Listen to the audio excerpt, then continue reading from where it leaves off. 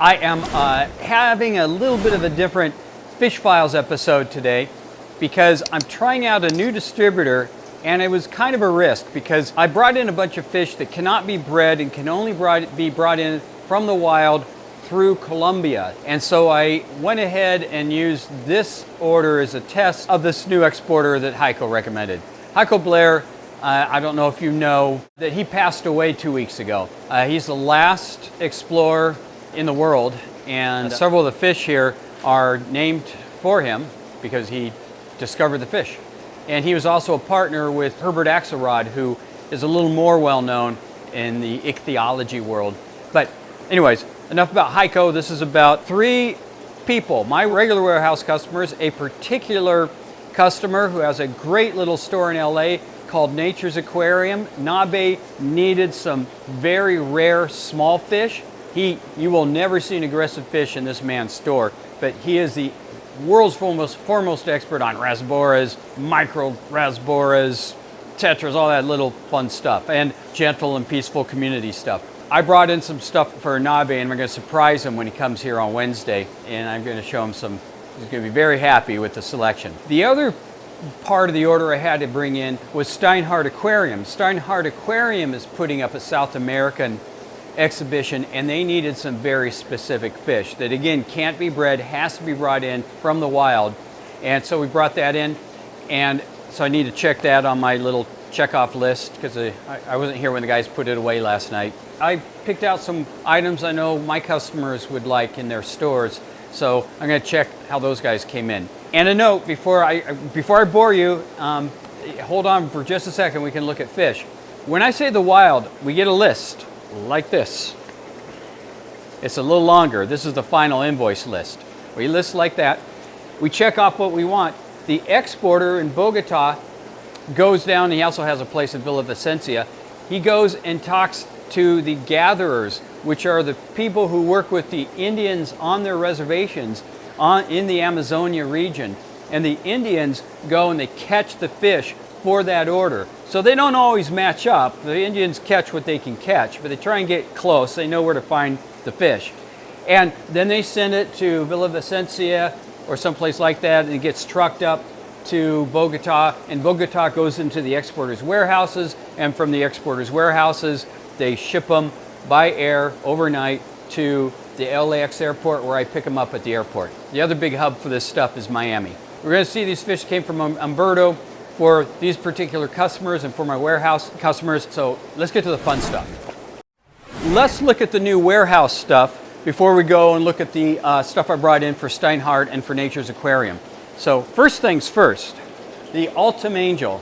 Colombia has the true Altums. Beautiful, true, super slim, eventually super big and gorgeous Altum Angels.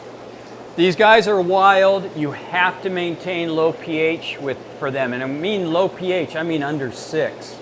And better to have live Daphnia, live bloodworms, live small feeders for these guys. It's very difficult. If you catch them from the wild, sometimes you can transfer them pretty quickly. But usually you have to ease them into prepared foods with live foods first. Fortunately, we have very small feeder guppies. We're feeding these guys. I don't have any live bloodworms at the moment.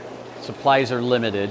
But these are true Altum Angels. And I'm going to go from here and I'm going to check out, well, first I want to make sure no dead in the tank. And they all look clean. He didn't send me any duds with, bad fins and stuff. They inspect them at their end too, or they're supposed to. Because remember, these guys were in the river just a week and a half ago. So, it's unlikely they're all in perfect condition. But by the time they got here, they're letting the ones that are injured stay in quarantine tanks in their warehouses. I got the good stuff. So far, I like these exporters. Let's do the rest of the warehouse stuff so we can get to the other special orders, which I don't bring in on a regular basis because, they don't sell through fast. Special stuff I don't like to get stuck with, so I bring it in for people. This is gold tetras. Gold tetras, if you get them cheap, they're no good. They're going to be, I can buy these things for 25 cents from Asia. And they are junk. They look, they just never get color. Never ever get gold or brass. But when I get them from the wild, and the people in the business know this too, they're beautiful. So when I sell these, I always specify they're wild caught, so they know what they're getting. But they're also twice the price. So they're typically, you would buy these for around, they're not real expensive, about $5 each in the store. But one that's from Singapore would be maybe half of that, $2.99 to $3.99. But $4.99 is the right price for a wild gold tetra. And just fantastic. I see one dead at the bottom. That's pretty normal when you have a school this big to have a few that didn't make it. Green neon tetras. Green, oh, that's fun. Little pencil fish. Remember, these are caught in the stream, so you'll get, once in a while you get a funny wild fish that was in with the school. But this is what 1,000 green neon tetras look like in a fish tank. It doesn't look like 1,000, but there's 1,000 in there. They're moving. See how they move with my hand? Those wild fish. They're just really responsive, and their color's fantastic, size is great. One dead at the top, nothing on the bottom. So these guys came in very, very good condition. They're a separate species from neon tetras. They're simulans, and they're slightly smaller than the neon tetra. And they're not bred. Well, they just started to get bred in Indonesia. And I do bring them in from time to time. Those are also hardy and have good color. They haven't been bred out like the gold tetras. They're still they're like F3s or 4s. But they're very, very expensive right now if you bring them in from Asia. And also, if I can support the Indians down South America, I support them. I get fish I can get from them before I get it from anyone else, because if I don't, they're going to just tear up the rainforest and grow cattle, because these guys have to live too. So it's little industries like ours. Pharmaceutical industry is also known for this, that gives these guys a chance to make it out there and still keep the wilderness viable. So anyways, that's my little politics. No more. Promise, no more I don't promise, because it slips out of my tongue all the time, but I'll try not to do any more politics. Okay, these are fantastic. And this was, I needed some peacock bass. And when I went down with Heiko and went in, and Washakovich, our other companion, Washakovich was an expert fisherman, and he caught Temensis peacock bass for us. The whole time, that's how we ate when we were down in the Amazon. These are Temensis peacock bass. They get about this big and super colorful, and they are fast, aggressive predators. These came in just a beautiful size for shipping, probably about close to 4 inches. So again, another good shipment. I don't see any dead, and no hollow bellies. Great. So Temensis peacock bass. There's about 6 different peacock bass strains. So they're sold in the aquarium trade, but Temensis, I think, is the most colorful. So far, no complaints. Okay, false Altum angels. A lot of you, when you buy fish online, are going to see, especially on eBay and Amazon, you're going to see Altum angels. I've looked. I know where they're coming from. I'd say at least half the time they're not true Altums. So be careful who you buy Altums from. These are false Altums. You saw the real ones. False Altums are beautiful fish too, but not true Altums. They're not as skinny, and they will not get as big, and their fins won't grow as big. But they have little snouts like the Altum. They'll go, oh, here's a snout. They have a black line that goes through the eye like an Altum, but they're not Altums. These are Leopoldis. So these are, again, kind of rare fish. But here's Scalari right on the right. So you can compare the two. No snout, as you can see. And these are sold sometimes as silver angels, because they're being able to breed these better and better. But they're Peruvian silver angels. These are Pterophyllum scalari. These are Pterophyllum leopoldi, and true Altums are Pterophyllum altum. But anyways, these are the false Altums, leopoldi. Marble hatchets. Okay, marble hatchets are not as hardy as silver hatchets, but they're, for whatever reason, 5 times as popular. Obviously, it's because they have that pretty little marble pattern. So here you see 400 marble hatchets in a tank, and as they properly should, they're inhabiting the top of the fish tank. People desire these because they inhabit an area that's, you only have a few species that are in that upper zone of an aquarium. So we always carry hatchet fish, usually silver hatchets, because they're easy to handle, they ship well, they adapt well to the aquarium. Marble hatchets, anything over 7.6, 7.7, they'll fade and die. So you have to have low pH. You need to tell your customers, or if you're a customer, make sure you got South American safe fish tank for marble hatchets. Tank raised silver hatchets are a little more tolerant. All right, we got, I was told we have one problem bag.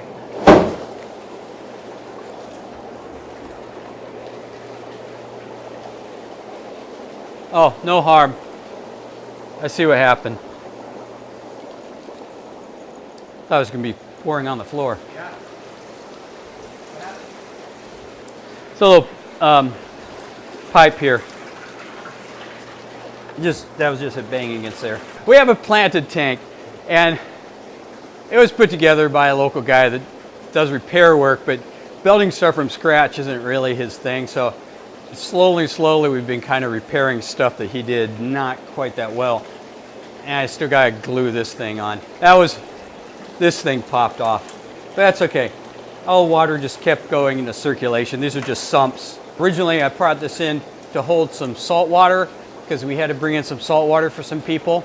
I don't like handling saltwater fish. It's a whole different regimen, but I converted this into a plant tank, and life's much easier now. Okay, so now here's one that our warehouse is always known for, and it's Cardinal Tetras. Wild Cardinal Tetras. There's two wild Tetras. One has bands that go more along the body than the other. I have both kinds here. Most people don't know that. I didn't know that till this exporter told me. Oh, before I get to that, let me show you this one. These are funny. I just saw these. So these came in well, but I heard we had like a half dozen didn't make it in the bag. But the rest of them look like they're fine. We hold these for 4 days before we release them, just in case there's any die out. But these are called Abramowicz Headstanders. Neat little fish. They're predator fish. They are funny swimmers. If they swim like this, and then when they see their food, boom, they get it. They live their life upside down. And so that whole group of fish that do that are called headstanders. A lot of you have never seen one before because they're not often carried in the pet stores anymore. But great fish, so I bring them in. I usually bring them in when I bring in a South American order, but not a lot of them because they're slow sellers. Even though they're great fish, they can be aggressive. This is what 1,000 Cardinal Tetras look like in an aquarium. And one thing you look for when you bring them in is outliers, like that guy, and he's not going to make it. So I'm going to have to cull them, C-U-L-L. I won't go into details because children might be watching. But the rest of them, I'd say 99% look good.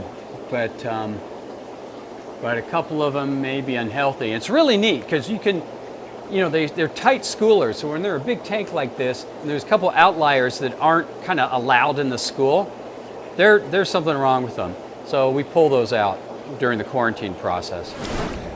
This is the red Prostella. Red Prostellas, this is one I want to show Nave at Nature's Aquarium. I brought it in because it's not just a Prostella tetra, it's a red Prostella.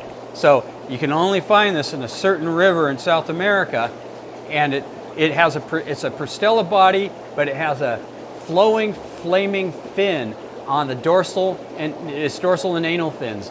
So you can pick it up in here, but the problem I'm having is the guys took out of the bag, it was like a 20% DOA or death on arrival rate. That means there's a lot of ammonia in the bag. So the fish got ammonia burn on their gills. So sometimes they recover, sometimes they don't. That means we got to quarantine this tank for a week and do what we can to see if they survive. We put a little malachlene blue, some other things to help them through the stress period, and we keep that pH low, just like the river. But I don't know, I already saw one dead in here. The rest of them look super healthy, but you don't know when they have there's that much damage going on in a shipment. The rest of the fish came in well, but this is our problem child. And see, I got one outlier. You know, I was telling you about the big schools, and there's one guy out there that's just not quite included. So my guess is he's going to be DOA in the morning. But if I only lose a few more fish, then we can probably clear this tank. It's Friday today. We could probably clear it Monday, as long as there's no more die out on Sunday. So anyways, these are the red Prostellas. Really pretty. I definitely will try those again. If they pull through, it looks like I can handle them. Okay, that's this row. So far, good shipment. Oh shoot, hang on, gotta catch up on the paperwork part. And people see low prices on these sheets. That's, you know, that's part of the cost of bringing a fish in. The other part is shipping the fish in, twice the cost of the fish. The Indians don't get ripped off in this process either. These guys all carry phones, they wear jeans, and they wear rubber boots up to here. They're very sophisticated. They go online, they see what stuff is selling for. So they know what these exporters, what I'm selling it for, what's sold in the stores. So everyone gets a fair markup here. But no one makes tons of money. We all just get fair markups.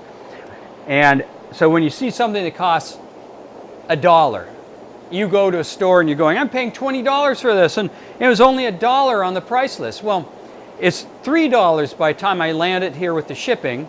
Then when I deal with settling it in, losing maybe 20%, all that extra handling, customs, well, now tariffs, but that's only 10%. I'll go away. Now we're talking maybe $4. I sell it to a pet store for $10. The pet store has to double its money. Now you're at $20. That's how it goes, you know. Otocinclus, you've seen Otocinclus, talked about that. Obviously that's for my warehouse. Producer want to know how many Otocinclus I brought in. I brought in 2,000. We do about 1,000 a week, and a trade secret for my competitors. So anyways, they're in here. I only see one dead out of 2,000. 500 a tank, that's fantastic. So good supplier for Otocinclus. Price was a little high, I thought, but I can talk to him later. It's the first time he's dealt with me and I've dealt with him, other than having dinner in Bogota. Okay, banjo catfish. Banjo catfish obviously look like banjos, and they're slow as heck. So you can catch them easy. And they lay around and they'll just move around pretty slow. So people think they're a boring fish, and they are, but they look really prehistoric, and they're pretty hardy, and they're very, very affordable. So cool bottom dweller for the fish tank. Same thing with Farluellas. This Farluellas came in a little smaller. Yeah, we call these small, and at wholesale, medium small. They're healthy. I'd rather have them healthy than big and dead, but I'd like to get them a little bigger. But that's the only thing maybe he could have improved on so far. Okay, he had a weird Apistogramma. I wanted to see it. It's called Tama, T-A-M-A.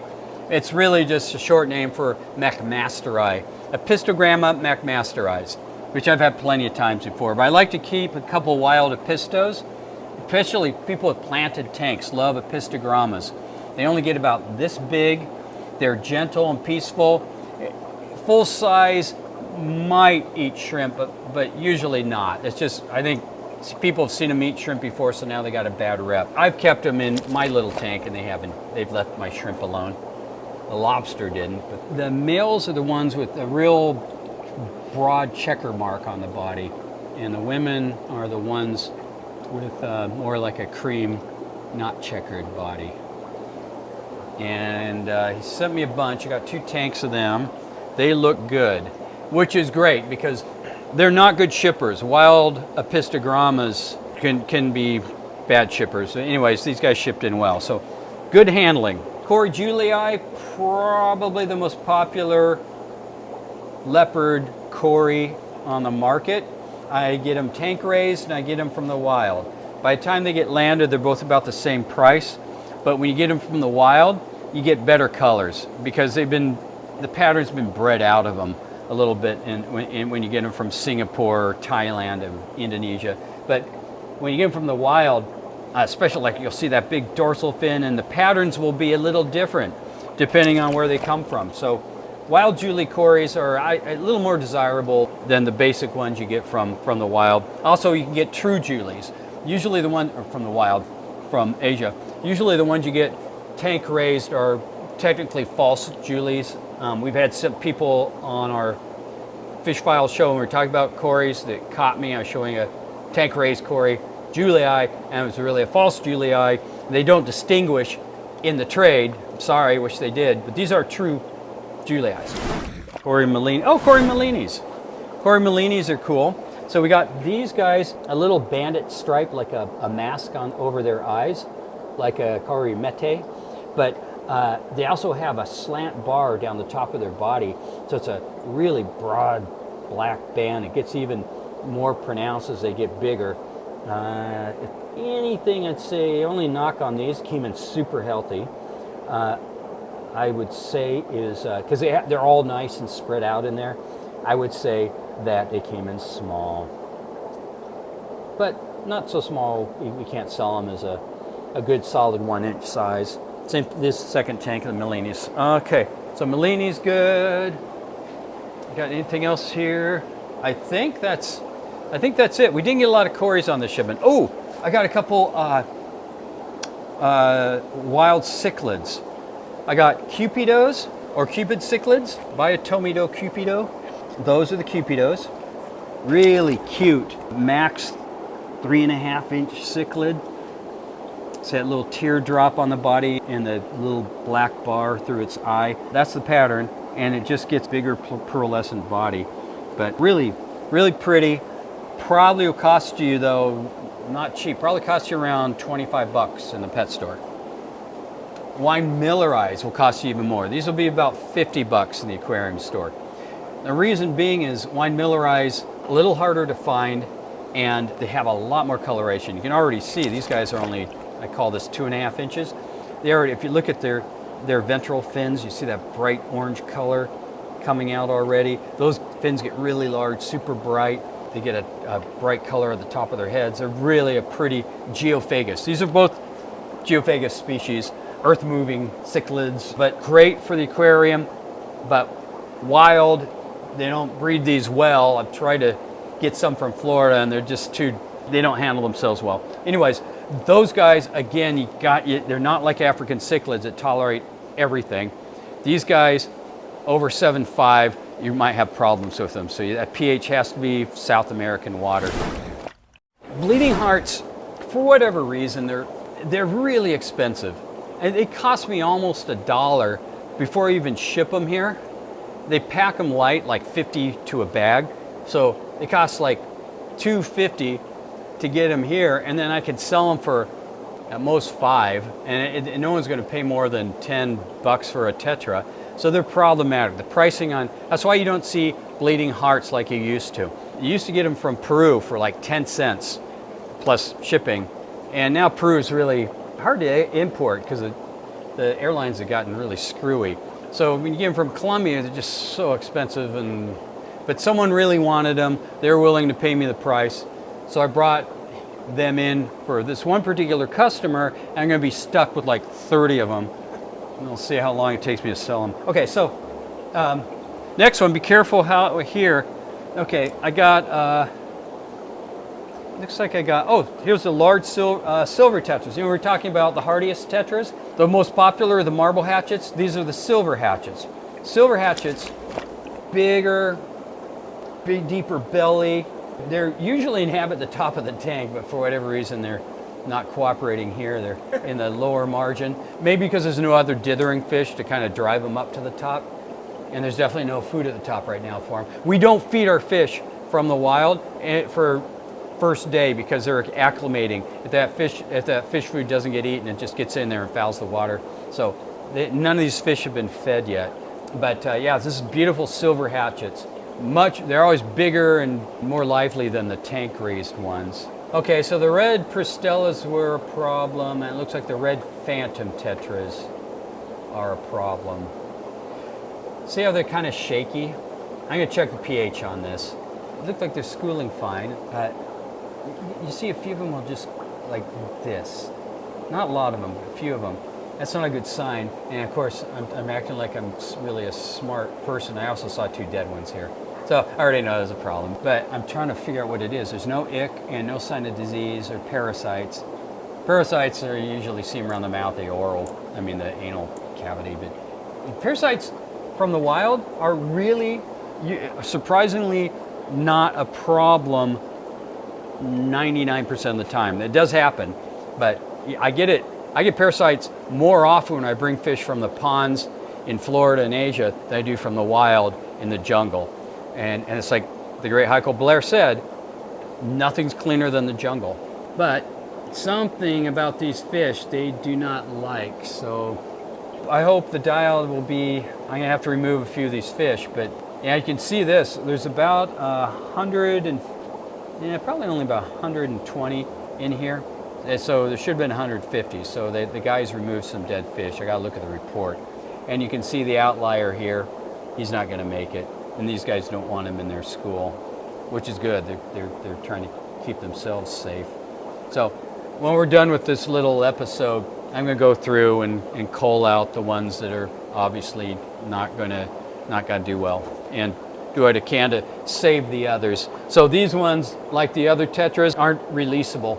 We're gonna have to hold on to them until there's no die outs for 2 days, and then we can release them. If you release them right away, you go, oh, okay, they look great.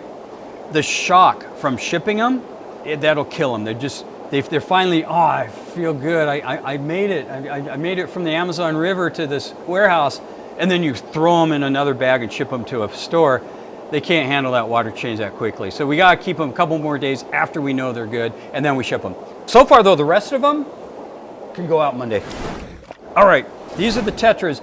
I talked about the broader, longer line. We're looking at if you look at the bottom, that red line goes all the way to the tail. I don't know if you can catch it in your camera, but it's difficult. It's hard to do it when they're side by side. And if you look at the top blue line, it goes also all the way to the tail. That's right next to, maybe you can see it here. If you see these guys, this is tank-raised cardinals from Indonesia. And you can maybe see how the blue line on the top, it kind of stops before it actually gets to that caudal fin. And on these, the blue line goes all the way to where that caudal fin really starts, where it gets clear, the actual fins themselves. So it's just 2 different areas of South America. The Colombia tetras tend to have bigger, broader, longer lines. Well, they do have bigger, broader, longer lines. We specialize in fancy Plecos, and you saw that in one of our episodes. I had a lot on my list. The Indians couldn't catch them. So we have a couple Plecos to show for the warehouse, but fortunately I didn't have to bring any special Plecos for either one of those customers I mentioned, because they wouldn't have come in. Here's one. There's a fun one. These are 4-line Pictus cats.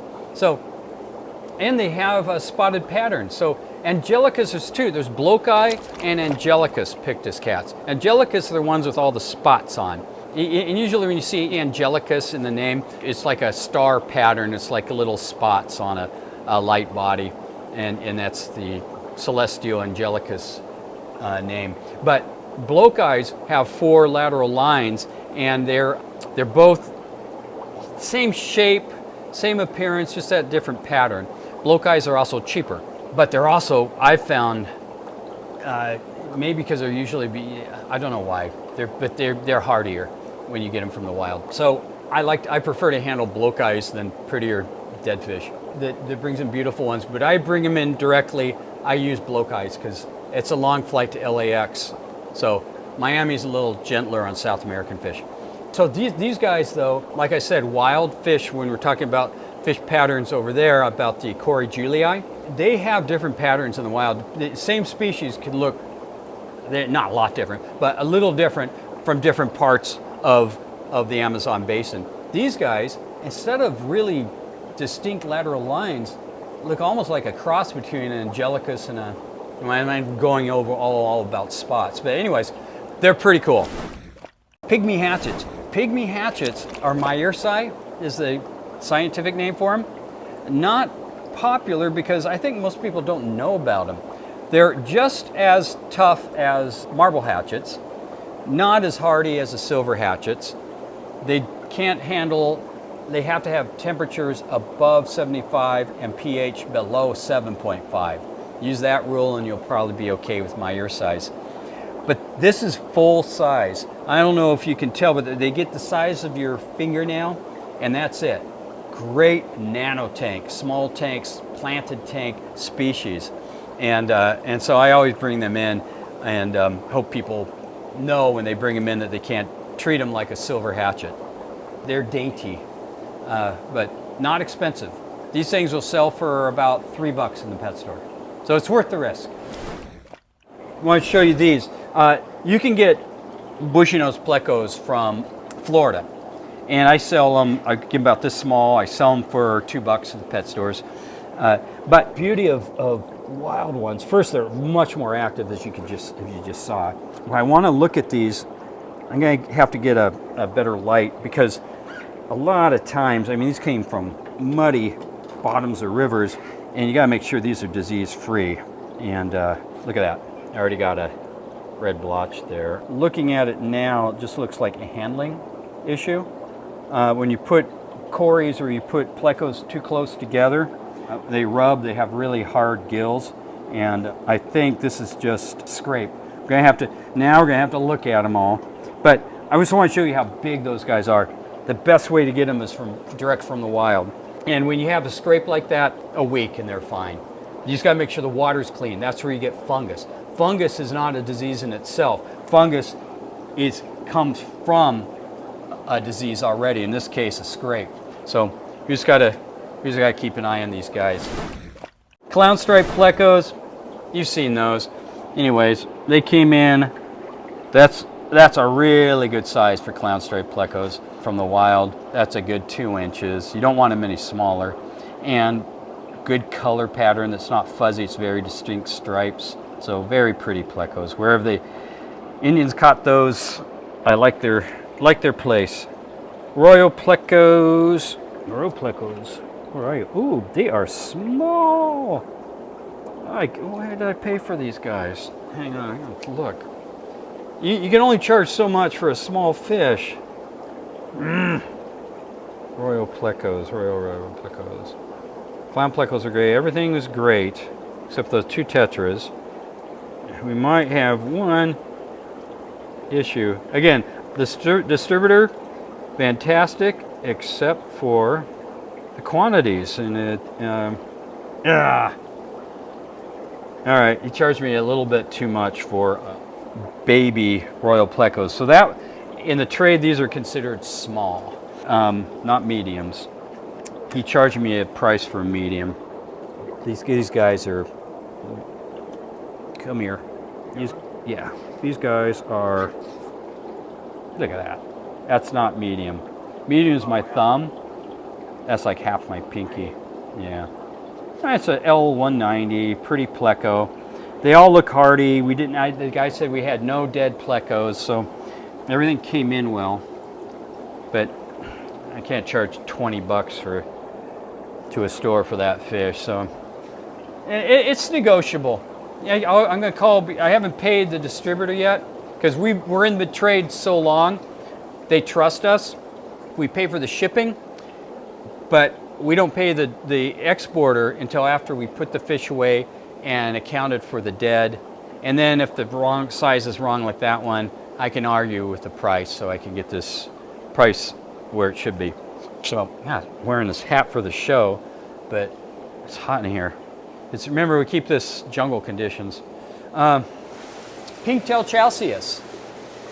Those are pink-tailed chalceus. Beautiful, beautiful size. Came in with yellow tails, but some pink in there. Not funny, but I would like to see more pink than yellow.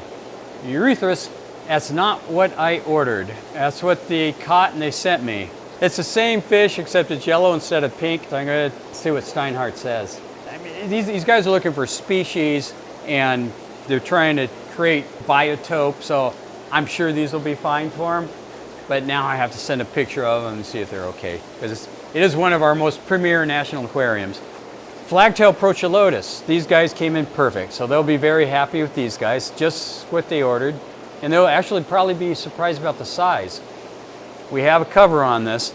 And these guys are a standalone family. They're Prochilotus. There's nothing like, there's a couple different variations of the family, but there's nothing else like them. These guys can jump, by the way, from this tank all the way over to that tank. They're crazy good jumpers. So I don't want to startle them. They won't be able to get out, but they could hit their heads and bruise up. Steinhart is going to be very happy with this one. Hemiotis gracilis.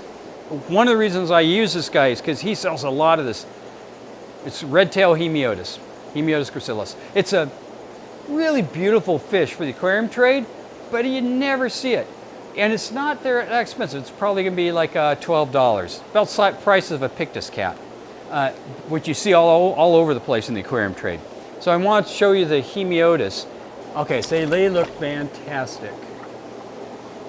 Redtail, they're not quite mature yet. You don't see a lot of red on the tail, but great, the patterns there, the numbers there, they wanted 30. So size is good. All right, you don't see any disease. They didn't catch them from some piranha place. There's no a lot of biting. It's happened before. Okay, so those pass. Here's one you used to see all the time in the aquarium trade. And you will, now the season started, you'll start seeing them coming in a little more often. But you can't breed these. They are breeding black knifefish, but glass knifefish, they're not breeding. These guys are see-through knifefish and super, super cool. And 1/3 of the price of a black ghost knife. 1/3 of the price. Who could resist that? They can't be bred. They have to be caught in the wild. Very expensive, but you got to watch. I've had bags that didn't make it before. These were handled very well. We had no DOA. This one I brought in though for Steinhart. They had a specialty. These are Oca knives. And these are wild Oca knives from the wild. And you'd think you don't need a cover for these because they lay, I don't know if you can see that guy. They look like they lay down like some cow in the pasture and they sleep all day. That's what they do all day. And if you're a pet store owner, you got to warn that to people because they'll think they have a dead fish.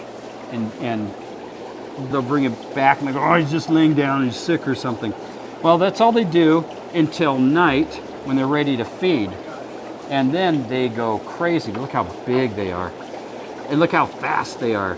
So they may lay down, but these guys, that's why I keep a cover on. At night, they're predators. They go everywhere looking for fish at that speed. I don't know if you caught it, him swimming around, but like watch this guy. He's like, oh, I'm sleepy, oh, he's sick. No, he's not. They don't try and jump out of the tank. They just go a little crazy and they may accidentally flop out, so we keep a cover on there. So that's the Steinhart order. Looks good. Okay, now I want to show you the joke he did on me. Oh, I'm a new customer, and I asked him I just didn't want 12 wild little red-tailed catfish. So here's a catfish. So they came in 2 bags. This was 1 bag. Aren't they cute? Anyway, these fish, remember these guys grow to 4 feet. They're on River Monster. So yeah, after a couple years, they get pretty big. As a wholesaler, this is the size I handle them in. People should do research, and most of them do. If they buy a red-tailed catfish, they're famous. They know how big they get. So that's why I don't mind handling fish that outgrow most fish tanks, because as long as you're this is one that people, if they buy it, should be aware how big it is and should have a plan in place. So this is what he did to me. Umberto, that guy. That was the second bag. I was expecting 12 more. And I got him. So, God. Yeah. Yeah, well, you can really see his red tail when they get big like that. Yeah, that's our pet. But I'm not going to complain, actually. I think it's kind of funny. Yeah. And it's fun to have a monster fish in yours, because there's always some public aquarium or some pet store that needs that fish. It's just nothing I can really put on my wholesale list. Now, the little baby fish that only Nature's Aquarium can love. These guys, you don't normally sell a tetra for $15. They're usually like $3. So these are $15 tetras that you will not see in the pet store, except for Nature's Aquarium. Keep pushing Nature's Aquarium, but I like the store. It's really cute. It's smallest store with the smallest fish. I'm going to start with the iguano tetra. Iguano for, you know, the iguana lizard, iguanas. It's named after that because it has like a long lizard body. So let's take a look at it. Before we get to the iguanas. Princess Fish Cat. No one likes the name. I'm the one that named her on Tuesday when she came in on Monday morning, and she's been hanging out ever since. And it's like I said, one of our employees is not a cat fan, but the rest of them have adapted well to her, and the customers, every one of them sits right here and pets her, and she just waits for it. So far so good. But she has been out there for a while. We're in the middle of Inglewood by the LAX airport. So she's a rough cat, but she's settled down. She obviously was someone's cat in the past. If you're seeing this episode and you're from Inglewood and you know the owner, don't tell him. I like Princess Fish Cat. So far she has not eaten any fish, but it's kind of funny that a cat goes and adopts an aquarium fish warehouse. Smart cat. Okay, so enough about her. Let's go back to fish. Okay, so they're moving so fast, I don't know if you can even see them, but these are the Iguanos tetra. Very expensive. That's about their max size. They have little teeth on their mouth, but I intentionally put them in with, we had a couple leftover fish, tiger barbs in here. And then we have a school of Manica Peru angelfish. Manica Peru angelfish are wild Leopoldis that come from a different area, so they don't have that snout. They don't look like the false Altums that I was showing you. I wanted to show you these. This is what Nabe wants for Nature's Aquarium. I sell typical tetras I sell for $1. I'm going to be selling these guys for $5. They're super neat though. I mean, you got these long bands of color, not bright, but you know, if they were in an aquarium that was smaller, or if you had time to just sit here and watch, you can really see some bright lines on these guys. Very reflective. You see a little blue and red. They're pretty. The next tetra doesn't really make it to the store anymore. It's called the sailfin tetra. Sailfin tetras, it's hard to acclimate them to an aquarium. They really need to be fed things like Daphnia or live brine shrimp, very small feeder guppies, maybe you can get away with. We're getting away with that so far. Live blackworms, gorgeous, but dainty, hard to acclimate. Once they're acclimated, like any of these, I make it sound like you don't do it, but once they're acclimated, they're great tank mates. Okay, so here's the other two I brought in for Nature's Aquarium. I don't know if he'll like these. These, and unfortunately, I got to sell these to him for $4 each. But the color pattern is a little bit more last night. They're kind of settling in now. You can see a little red on some of the tails. In next couple days, the tails, the caudal fins, will be bright red. But that's it. The rest of the body will stay just as you're seeing right now. There's a few that, like that guy, that has some nice red on the tail. They'll all, like I said, they'll all be like that. But that's it, and I don't know if Nabe thinks he can get $12 for that fish or not. Blue flash. Okay, this one is not a mistake. Never had that before, never seen it before, but it has, I gotta get a light for this guy because it has this super blue reflective stripe. Wild, rare fish, and again, it's a blue flash tetra. So that's a cool fish. And then I wanted to show you the small Nano tank catfish that I brought in for Nabe. This one though will be good for the wholesale because the price is right. I mean, it's expensive. It's going to be selling for about 10 to 12 bucks in the stores, but it's super rare, little nano. You know, we saw the Farlowella. These are babies. They never get bigger than this. And they have a little more color. They got like a stripe pattern on them. There they are. It's those guys. And they said they all arrived alive. They're catfish. I don't know if they're wood eaters, so I just put some driftwood in there. It never does any harm. Oh, good. They're nice and active. Look, they're scavenging. Fantastic. Okay, healthy and pretty. And they get that big. That's it. So I'm going to put a couple in my little nano tank just so I can keep an eye on them. But what a neat species for small fish tanks. Can't be bred, can only be found at Randy's warehouse. I'm not saying the name because the whole thing's to show people fish, not to try and get stores to buy my fish. So I won't say it. I want to. All right, so I gotta go in the office and mark the rest of these fish we were just looking at off, and then send a little note to the exporter and tell them I have to hold off on final payment till Monday till I look at those last 2 Tetras. But all in all, it's a very good shipment. So thank you so much again for watching the Fish Files. One thing I like to show is fish, but I really prefer to show fish to people who have an aquarium. So if you don't have one, please buy one. Every pet store sells aquariums. And easiest thing in the world. And we have an episode that shows you how easy it is to maintain one. Just don't put too many fish in them. That's all. Just don't put too many fish in there. And keep the pH like 7.5. Okay, there are a few things you gotta do. It is a hobby, but it's an easy hobby.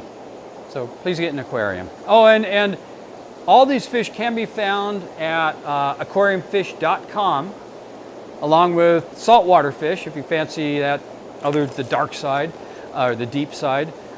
But also you'll be able to find like the small ones at Nature Aquarium. And Mark's Aquarium, Underwater Depot. Some of the guys have been on our show before. They'll bring some of these exotic ones in there. So you won't find them at the national chains though. I don't think you'll even find Farlowellas at Petco or PetSmart. Yeah, your independent store can get them. They just tell them what you want if you like anything here. And they know how to get a hold of wholesalers and say, hey, I want a mini Venezuelan Farlowella. I'll ship them out to them for you. Anyway, thanks.